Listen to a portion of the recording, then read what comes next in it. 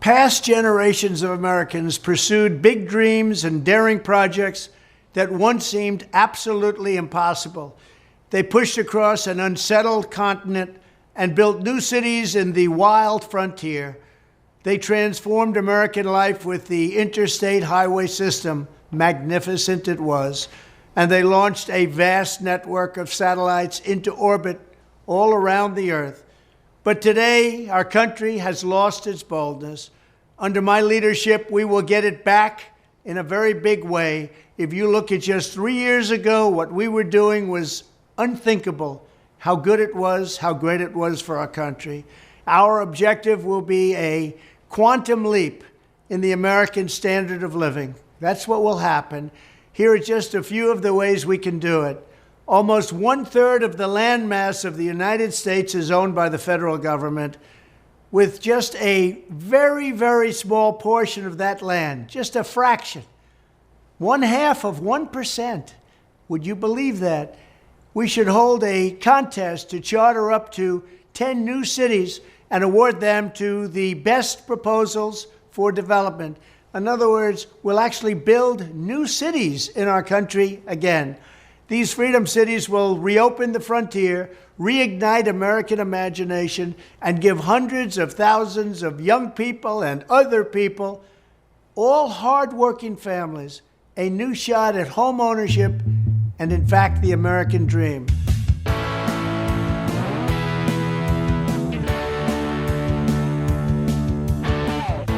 Welcome to Gaslit Nation. I am your host, Andrea Chalupa, a journalist and filmmaker and the writer and producer of the journalistic thriller Mr. Jones, about Stalin's genocide famine in Ukraine, the film the Kremlin and its allies in the White House don't want you to see, so be sure to watch it. Our opening clip was convicted felon and traitor Donald Trump talking about this quantum leap Ponzi scheme to build at least 10 charter cities. What are charter cities when we've already got cities that need investment? Well, today's guest is Gil Duran, a San Francisco journalist and former editorial page editor of the Sacramento Bee and the San Francisco Examiner. He is going to walk us through his years of research that went into his brilliant must-read newsletter, The Nerd Reich, all about the broligarch Nazis like Elon Musk, who is trying to destroy our democracy from within and establish C.E.O. king fiefdoms. We're going to talk all about that, as well as what the hell are the Democrats doing going along with this ride and why.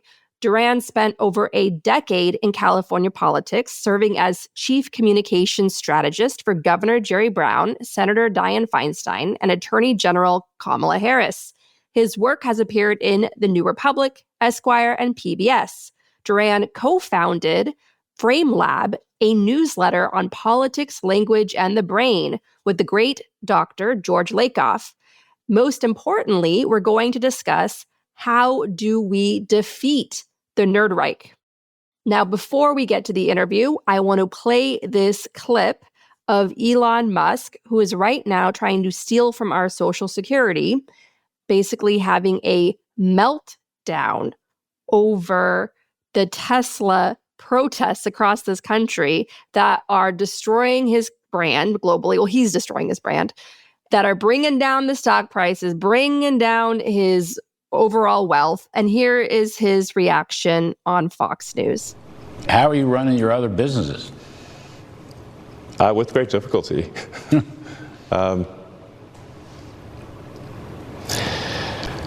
Yeah, I mean... But there's no turning back, you're saying?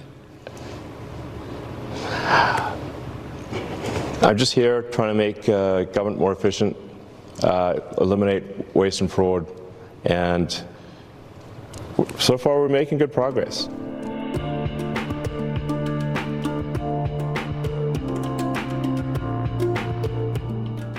Did you see Trump's latest video about Operation Quantum Leap, where the Trump White House is going to invest in 10 charter cities?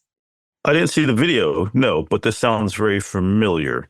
This idea to create these new tech fascist cities around the nation and the world. So I'm not totally surprised. I'm surprised by how rapidly this is all developing. I thought it would take a little more time to get around to the Tyranny Town portion of the program.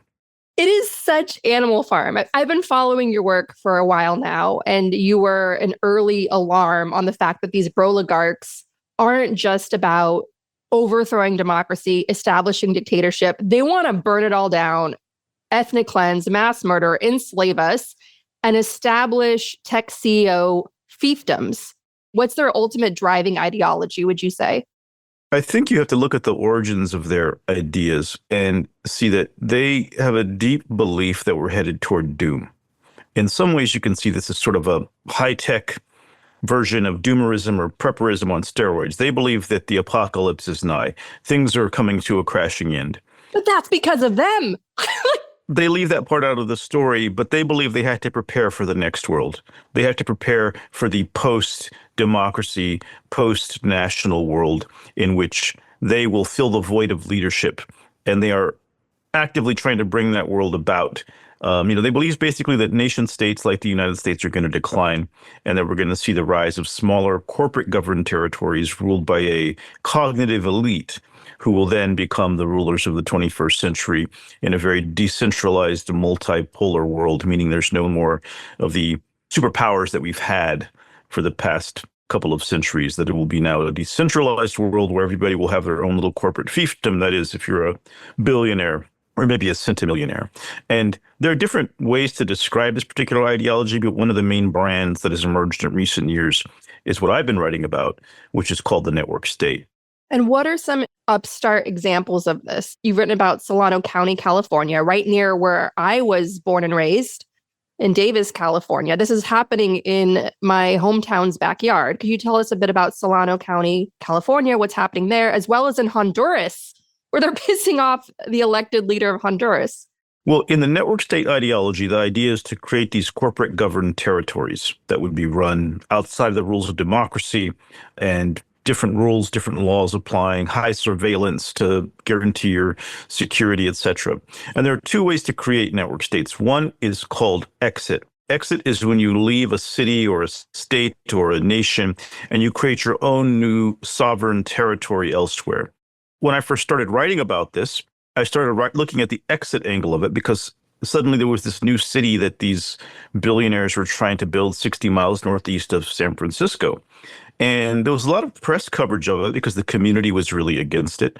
There was a lot of public popular opposition to suddenly plopping down a 60,000 acre, 400,000 person city in the middle of a rural county. I wasn't paying that close attention, but then I ran across a book called Crack Up Capitalism by a historian named Quinn Slobodian. And this showed that all over the world for decades, different groups of rich people have been trying to create some semblance of this, a way to exit, escape from regular society, democracy, taxation laws and rules, and create their own territories. And when I realized the connections between that kind of thinking and the investors behind California Forever, one of whom, for example, is Mark Andreessen of Andreessen Horowitz, I started taking a deeper look at the entire ideology. And I wrote a piece last January, or January 24, about California Forever, which is this proposed city in Solano County. And I very much saw it as an example of trying to bring one of these cities into being, not only in the United States, but not too far from where I live and have spent most of my adult life.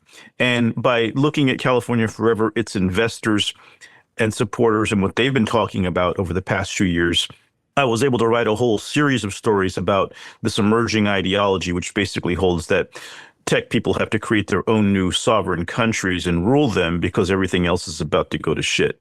So it's basically billionaire bunkers. Yeah, bunker societies, right? Who wants to live in a bunker? A lot of rich people, if you know any rich people, and there's been stories about it too, already are preparing for something that most people don't seem to be preparing for, right? They have their food stored away. They have their hidden place in the country. There's been this kind of growing fear that there's going to be some kind of collapse. And this is like people who are not totally crazy, but there's been this trend to be prepared for something to happen. Of course, the pandemic happened, and for a lot of people that showed, wow, something very disruptive can suddenly happen with no warning, and you want to be able to get away from everybody and hide out or whatever. But I think it's evolved to be that no one wants to be hidden all by themselves in some bunker for years. So if you create a bigger territory, you crowdfund it or buy it with a group of investors and create your own little mini society within it, that's a superior alternative to kind of having to hide under the ground or in a cabin in the woods or whatever. So it is very much an advanced and hyper paranoid version of the doomer prepper thing. Or kind of another version of the nuclear bunkers of the 1950s and 60s, right? They had to be prepared for the collapse. But these guys want to be super prepared, but they're not totally going to wait for the collapse. The other part of the network state philosophy, so you have exit, which is leave and form your own country. Then you have voice, which is stay and use your power and your wealth and your technology to take over existing governments. And that's very much what we see now unfolding in Washington. And last year, I spent most of the year writing about this stuff and writing about this same cast of characters, these same ideas that we now see unfolding in Washington and potentially across the nation if Trump tries to build these sort of tech fascist enclaves all over, which apparently he's completely on board with doing. Yeah, with his quantum leap proposal of 10 charter cities, like charter schools that compete for resources with starved public schools already. So they're doing the whole charter city thing now, which are basically going to be gated community for the super rich.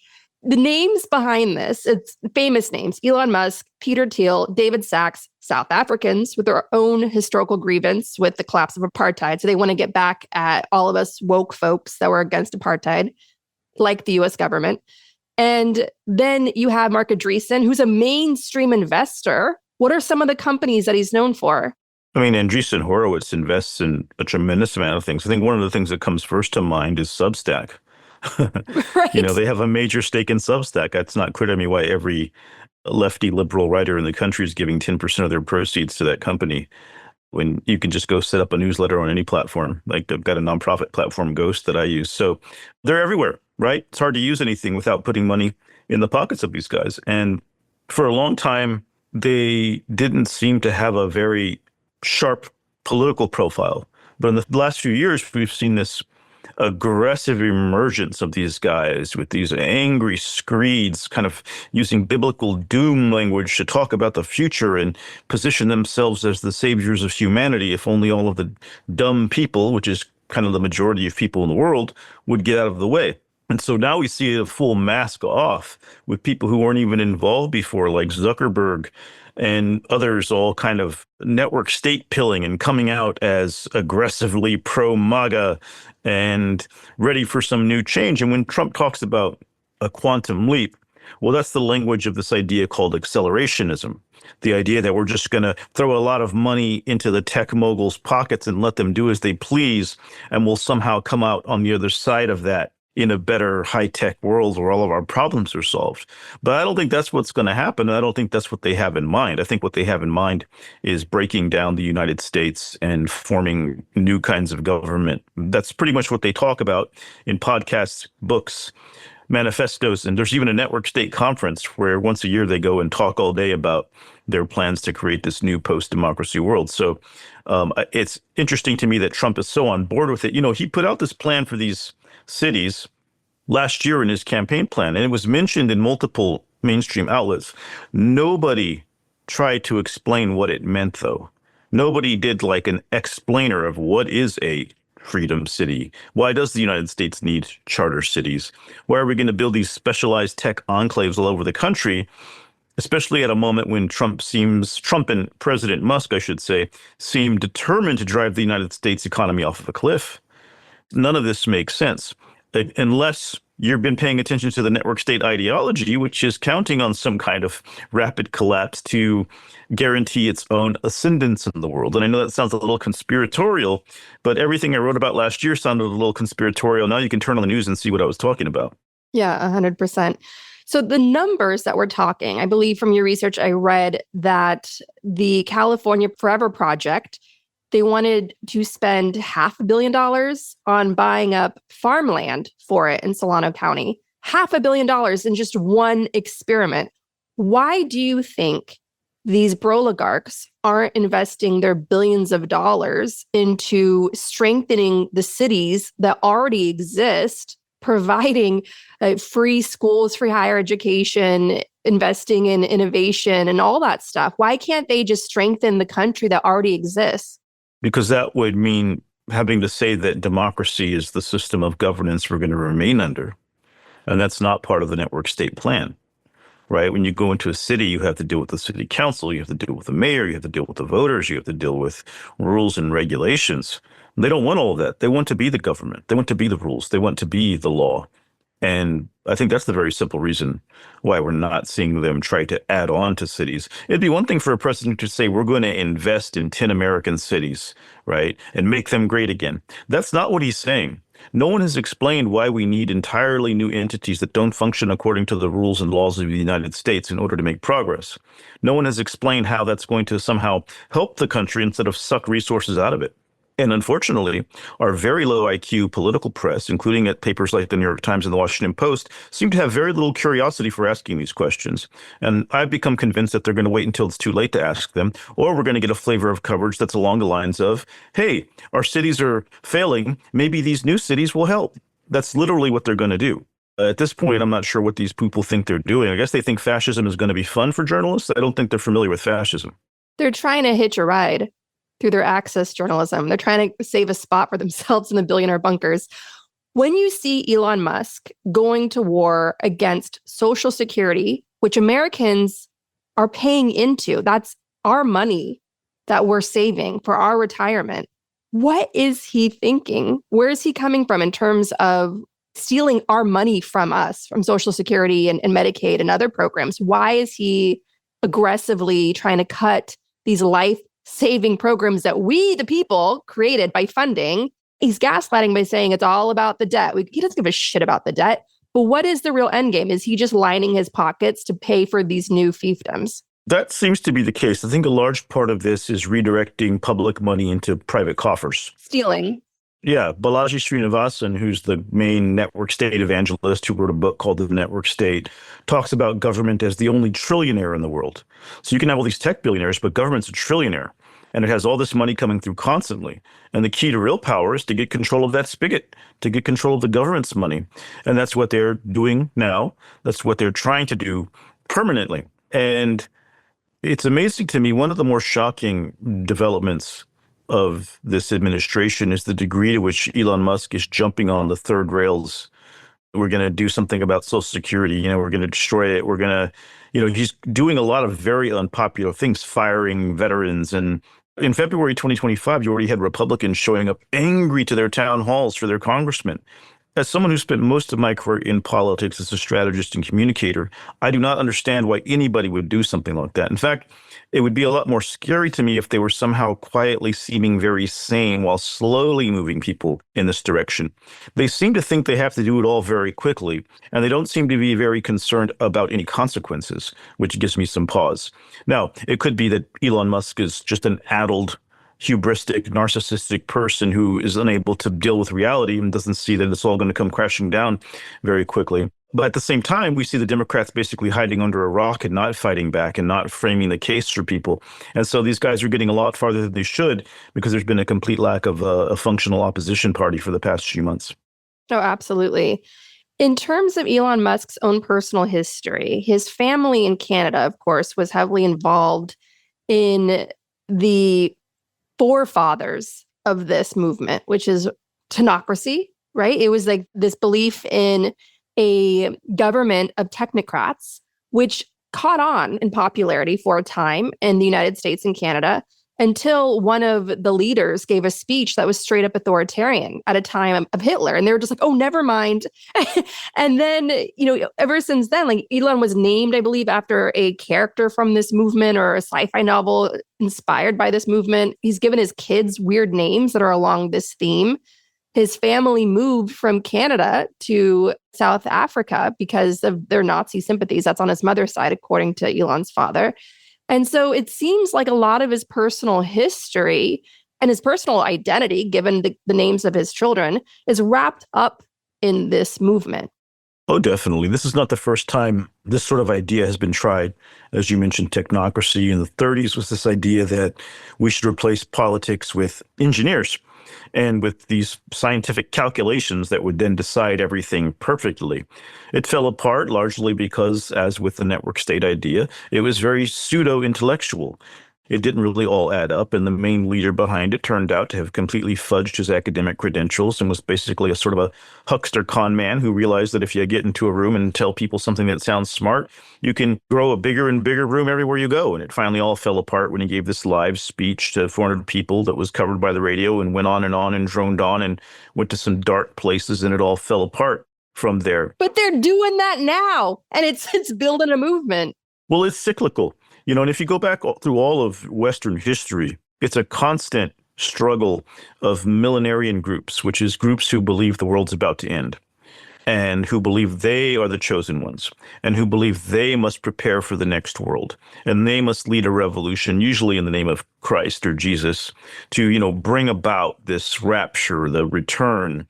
And although this has roots in Christianity and the idea that Christ would return and there'd be judgment, a lot of the cults who are behind this get a bit off track and into their own weird stuff. The Nazis were a version of this, the Thousand-Year Reich, which will now rise up and create a different world order. Charles Manson and his group were part of this. They thought the world was about to end, society would collapse, and that they would be ruling over the world after a big race war called Helter Skelter, which didn't happen, even though they tried to make it happen by killing a bunch of people up in the Hollywood Hills. And blaming it on the Black Panthers. Yeah, you've seen it over and over again through our history, including recent history. A lot of cults that believe the end is coming and they do something crazy. Jonestown. Here's Jim Jones out of San Francisco, has a church, becomes a cult, basically a dangerous cult. They're no longer able to function in the United States because everyone's catching on to them. What do? Jim Jones goes and buys a big plot of land in South America and starts a new city called Jonestown. Maybe I would call Jonestown maybe the first network state of modern times. And what happens in Jonestown? Jim Jones goes crazy, starts hurting and torturing people and keeping them prisoner. And when Congress comes to investigate, everybody gets killed. Over 900 people died drinking poison Flavor Aid, and a few of them were shot. So we see this constantly recurring idea, a small group of people who think they're chosen, that they have to change the world, that they understand the new rule that has to be imposed. And I think we're very much seeing that in the form of these tech bros now. I mean, I read Walter Isaacson's biography of Elon Musk, and the thing that most stood out to me is that Elon Musk sees himself as a messianic figure. Elon Musk thinks he is the most important human being who has ever lived. Elon Musk thinks it's up to him and him alone to save humanity and ensure that we become multiplanetary and live for billions of years into the future and merge with technology. And in fact, one of the only things that makes him emotional is when he thinks about these sorts of things. In the book, he kind of tears up thinking about his own importance. This is some dangerous kind of thinking, especially when, as the Wall Street Journal has suggested or has exposed, Elon's doing a lot of drugs. You also see this kind of thinking coming out of people who do a lot of psychotropic, psychedelic drugs. Now, most of them are not the richest man in the world who own one of the biggest social media platforms in the world, so their little messianic trips are not widely known. But I remember being in my 20s and seeing people do acid or shrooms and thinking they had all the answers in the world too. But, they had to go to work at the restaurant the next day, and that probably disabused them of the notion that they were the Messiah. Not so if you have billions of dollars and are surrounded by people whose job is just to kiss your ass all day. So I think it's very dangerous because I do see it kind of moving toward this sort of religiosity with the way that some of them speak about it. And there's this whole movement now in tech to emerge as a Christian and return to your Christian roots. And there's this weird thing going on where they're trying to show alliance and allegiance with the religious right in the United States, largely by adopting their language and this very thinly layered so-called Christianity that seems to be really about justifying their own greed and their own view of themselves as the saviors of the world. But they don't seem to realize that, basically the one group that Jesus Christ condemned was the rich. And he said, it's easier for a camel to get through the eye of a needle than for a rich man to get into heaven. But in their gospel, no, you have to get super rich and accelerate because you're the most important people in the world and the only ones who can save it. So there's some really twisted stuff going on if you look at it through the lens of history and religion. And really, I came at this through, I was trying to write a book about a cult 2 years ago. But the more I tried to research it, a cult from history, the more I kept saying, this is like a cult, though. And this seemed more urgent to me, which is why I decided to focus on it and go really deep on it in my stories for the New Republic. That's a lot there, but you get a lot of my raw thinking on the origins of this and how it rhymes with things in history. No, absolutely. And we can even go deeper on that. In terms of the religiosity, which I think find so incredibly fascinating for a number of reasons, because for one, the tech revolution came out of Northern California with this idea of the whole earth catalog, humanity coming together, the age of Aquarius, the hippie movement, the counterculture movement. Like, we are the pirates of Silicon Valley. We're going to take on our parents' generation's IBM. And that was what California was supposed to be. It was supposed to be this giant beating heartbeat moral compass, far more progressive and radical than the rest of the country. That's something that, as a born and raised Northern Californian, we took pride in that cultural identity. And you see remnants of it still in Oakland today. But what ended up happening instead was the tech revolution that was supposed to make everything equal and speak truth to power and put power in the hands of everyday people, which it certainly did, obviously. We've seen that with social media, with the Arab Spring, and countless examples, and all these filmmakers sprouting up thanks to their phones, and independent journalists like us being able to keep doing what we're doing without having to work on a major mainstream media company. But Wall Street eventually took over. Venture capitalists, vultures, they set up shop there. And of course, you had defense industry at Stanford University and so on and on and on and on it goes, where these guys became the enemy that they were originally railing against. And the Whole Earth Festival, UC Davis, that I grew up going to, which is like a hippie mecca, what became even larger that overshadowed it was the Las Vegas out in the desert, which is Burning Man. I remember doing a story for Condé Nast Portfolio, interviewing CEOs, Wall Street executives that swore by Burning Man, that Burning Man made them better human beings. One executive couldn't wait to go to Burning Man, but as soon as he got back, he had a meeting with Rupert Murdoch. They became the man that they claimed to be burning or whatever. What are your thoughts on that? Yeah, I think there was a period where some of the tech world coded as countercultural. Steve Jobs said that it was LSD that gave him the breakthroughs that allowed him to do what he did. But I think what happened was, technology, which was supposed to free us, which might have drawn some innovative thinkers, instead made a handful of men very, very, very rich. And I think we're increasingly learning that when people become very, very, very rich, they become very, very, very insane as well. And so I think that they started to have these fantasies of once you have all the money, what do you want next? You want power. So now they're after the power. Well, when you have money and you have power, what do you want after that? Well, you want to live forever. Now they're trying to live forever. There's a lot of talk in Silicon Valley circles about these longevity things. And there's one guy, Brian Johnson, who's going around saying he's not going to die and that he's developed some algorithm for his body to cheat death.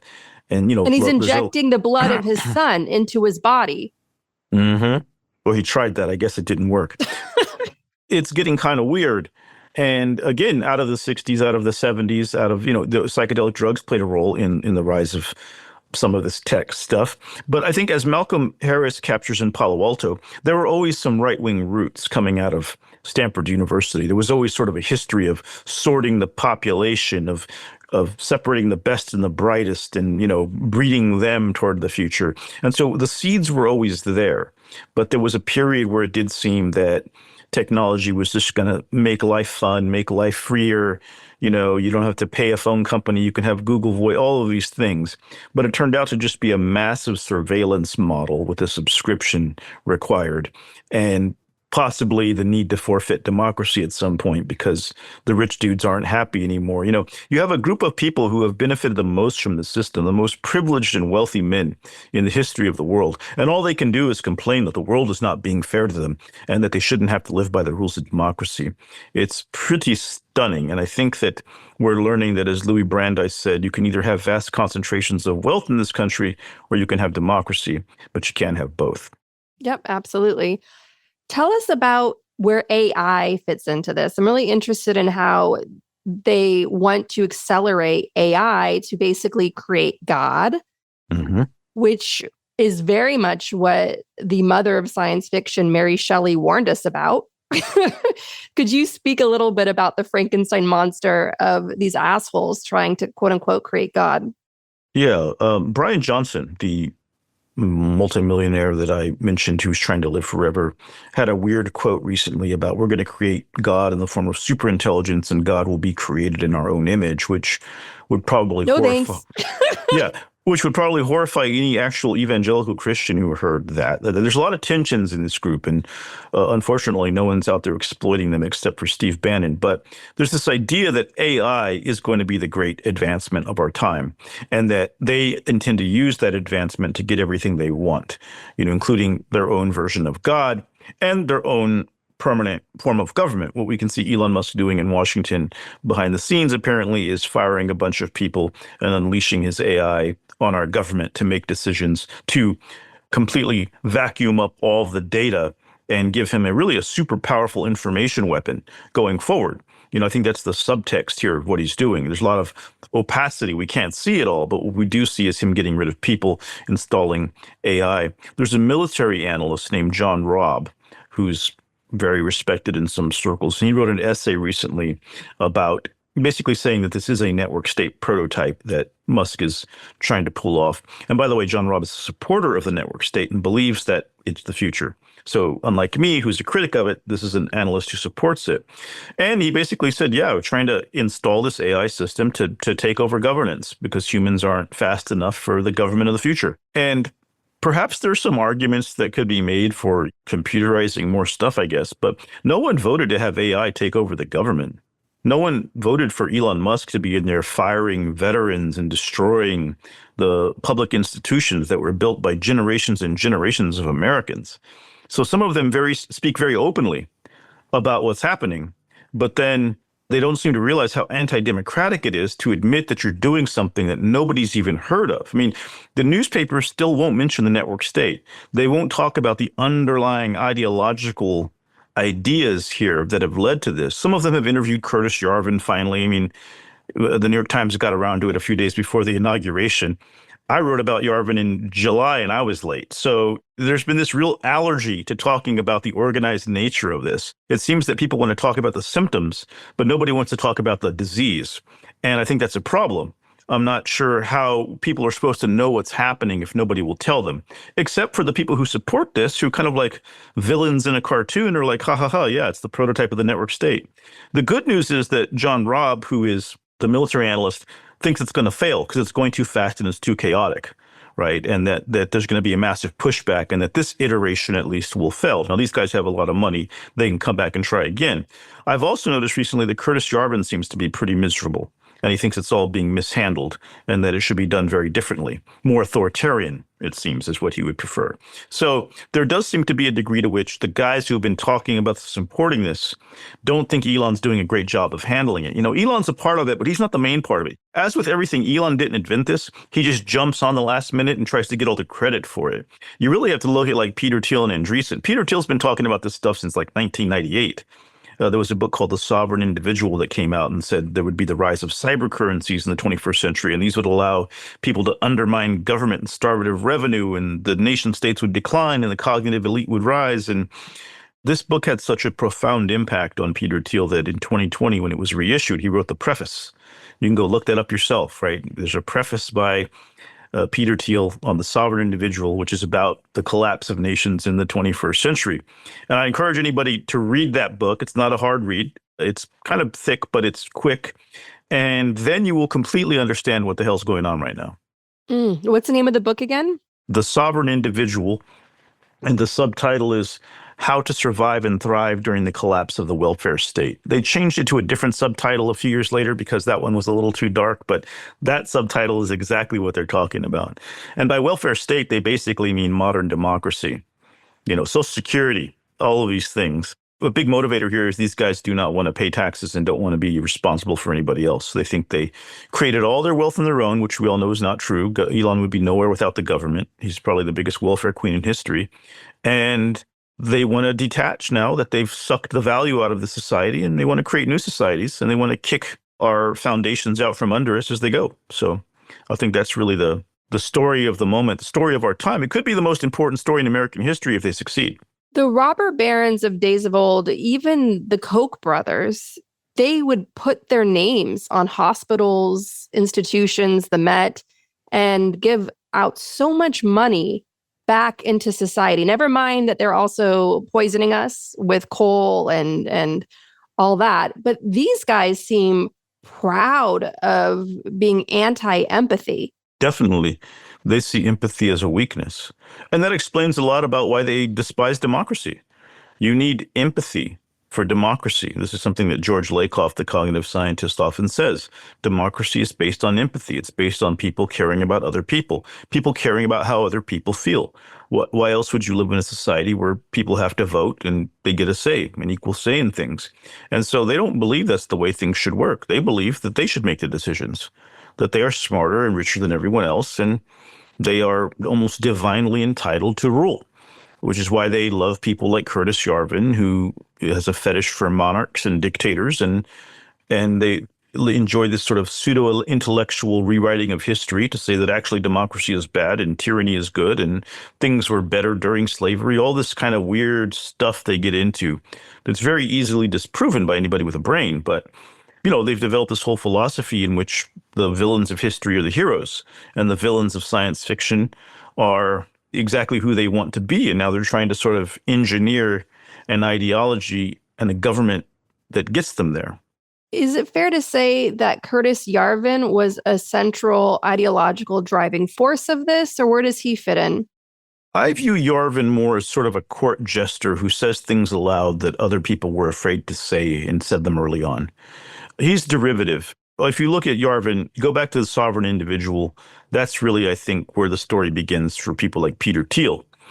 I think Yarvin tapped into that, found ways to apply it in different essays to extend the thinking, to get more detailed about how the corporate cities would work. And after him comes Balaji Srinivasan with the network state, which is largely derivative of Yarvin and the sovereign individual, but puts this new sort of corporate skin on it, to make it sort of seem like a very logical, rational idea. And the book is written, with this, again, a pseudo-intellectual history of the world where they just cherry pick all these facts, distort everything, and make it seem like their conclusions are completely inevitable. These guys are not scholars at all. They don't get peer review. They only get claps.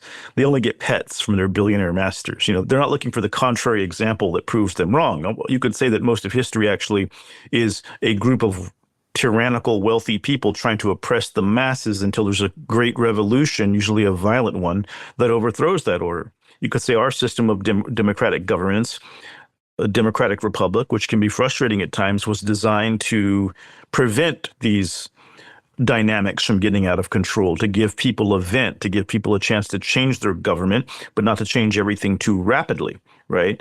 They don't seem to have any appreciation for that. They think the founding fathers were cucks.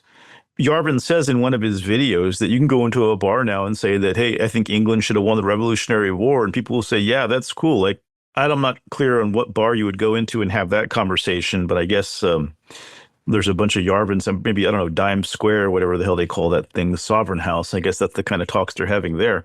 But they even think that the founding fathers are stupid and had a bad idea. And that's the thing is, like, if you really expose these guys for what they are, I think that their popularity would be in the toilet. I mean, these are some strange ideas. I mean, I've been a Democrat, or at least a Democratic voter most of my life, and further to the left than any of these guys. But when I grew up, you didn't talk about the United States of America in this way. I come from a family also with a strong military tradition. People enlist just because it's a honorable thing to do.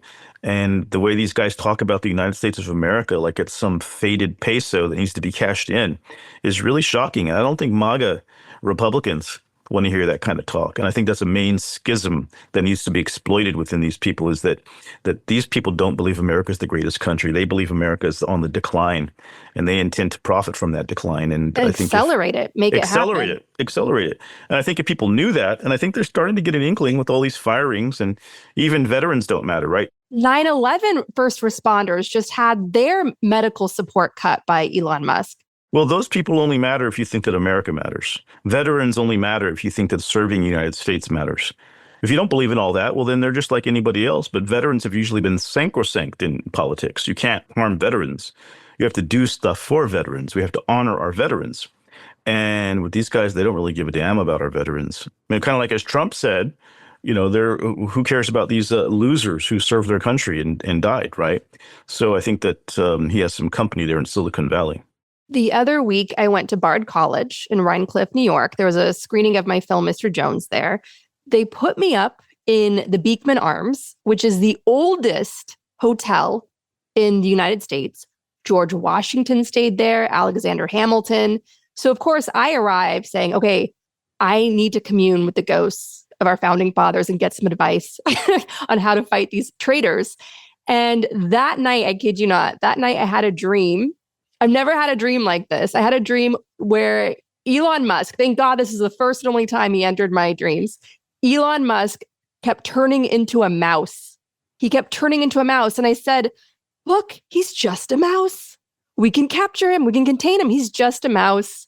I'm a spiritual person. I believe that this was a message from the spirits on high that made our country great. FDR hung out at this hotel a lot. And so I feel like they're just saying, wake up, America.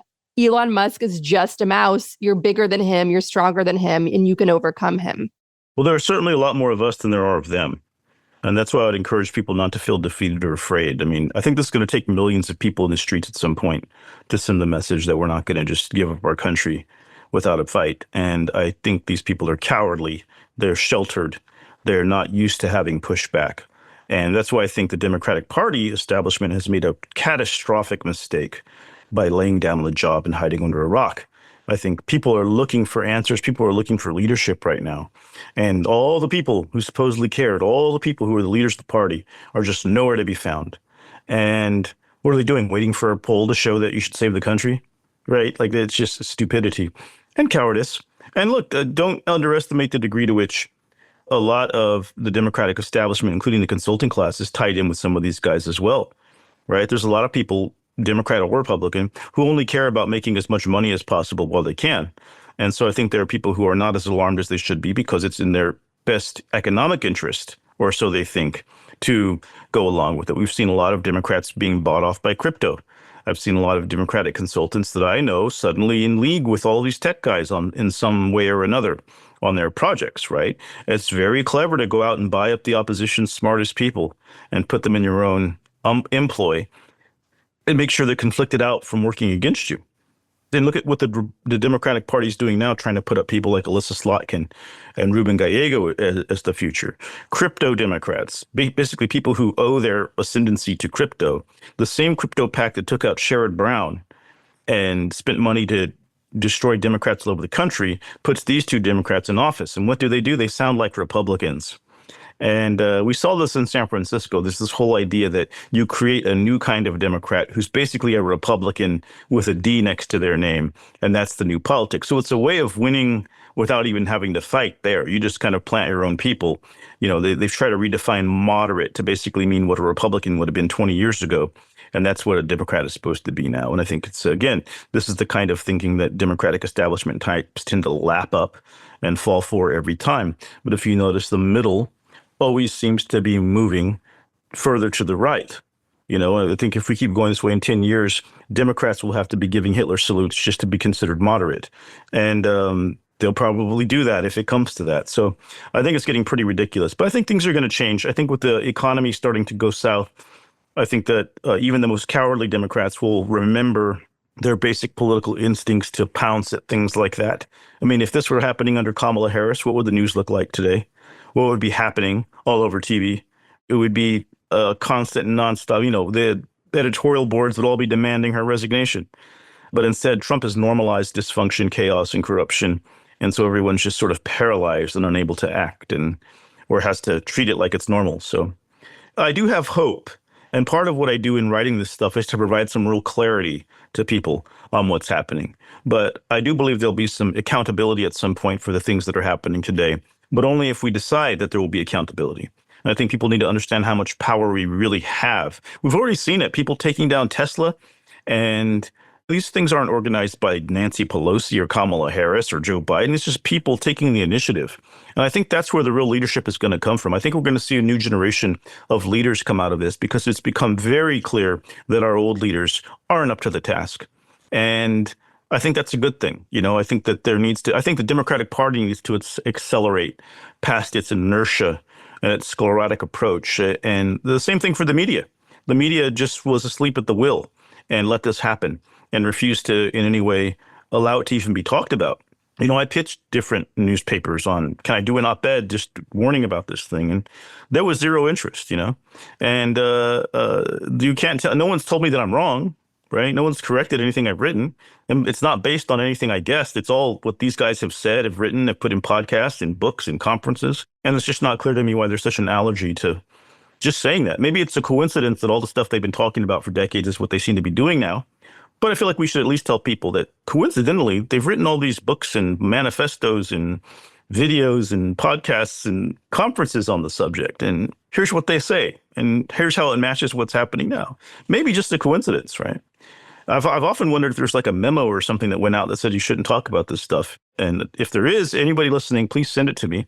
I'm a reasonable, rational person. If there's a reason I should shut up, I'm willing to consider it, But I'm not aware of that. And like you said, I didn't even see yet there's some video out now about this stuff. Every day there's something new. And you watch everybody cover it. Not at all mention that there's something called the network state movement that calls for the creation of these charter cities all over the world. They're just not going to give that context, and it's not clear why. But I have faith that we'll get there.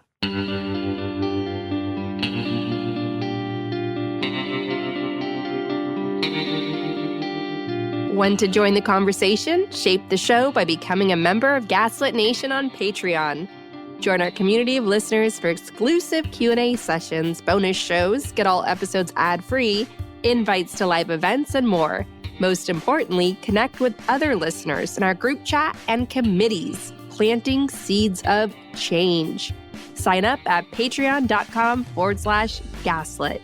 Gaslit Nation hosts Resilience Political Salons every Monday at 4 p.m. Eastern.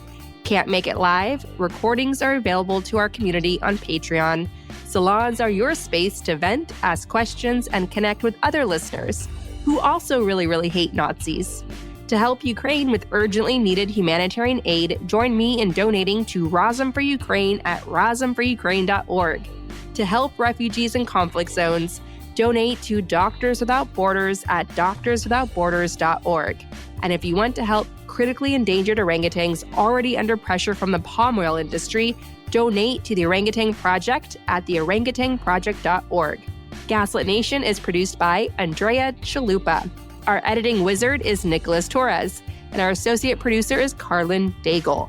If you like what we do, leave us a review on iTunes. It helps us reach more listeners. And check out our Patreon. It keeps us going. Original music in Gaslit Nation is produced by David Whitehead, Martin Vissenberg, Nick Farr, Damian Arriaga, and Carlin Daigle. Our logo design was donated to us by Hamish Smythe of the New York-based firm Order. Thank you so much, Hamish. Gaslit Nation would like to thank our supporters at the producer level on Patreon and higher.